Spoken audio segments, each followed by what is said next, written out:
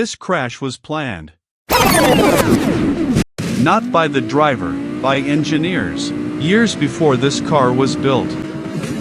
Every fold in that metal is exactly where they wanted it. And the fact that the car is destroyed? That's the good news. By the end of this video, I'm crashing a 1950s tank head-on into a modern car. For 50 years, car designers believed that strong meant safe. Thick steel, rigid frame, if nothing bends, nothing breaks. Sounds logical. It killed an enormous number of people. Because a crash is never one collision. It's three. Here's the entire secret. You can't change how much motion a crash has to destroy, but you can change how long the destruction takes. Jump off a wall and land with locked knees, it hurts. Bend your knees, same jump, no problem. Same energy, more time, less force, that's a crumple zone, that's the whole invention. The numbers are brutal. A rigid car stops in about 10 milliseconds, roughly 170 GE fighter pilots train their whole careers for 9, a crumple zone stretches that stop 8 times longer, and the force drops to about 20 G, survivable. Walk away, survivable. So engineers turned the front of the car into a sacrifice. Thinner steel. Built-in weak points called crush initiators. Cross-sections that fold like an accordion, in a sequence programmed into the metal at the factory. And wrapped around you, a cell of ultra-high-strength steel, hot-formed at 900 degrees, that refuses to bend. The front buys time. The cell holds space. The car dies so you don't. And this is where it gets insane. In Formula 1, the car shattering into 20 pieces isn't damage, it's the design. Sacrificial bodywork. Crash structures that crush step by step. A carbon survival cell in the middle, and a titanium halo above the driver that can hold the weight of a bus. Bahrain, 2020.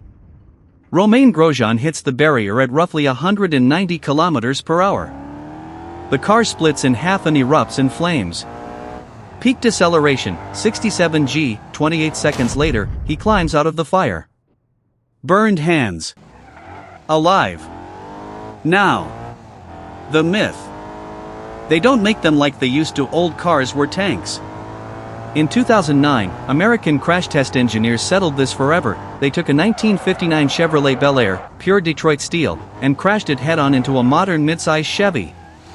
I recreated that test. Watch the tank. The cabin collapses instantly. The steering column spears toward the driver's chest. The dummy in that seat does not survive. And the modern car?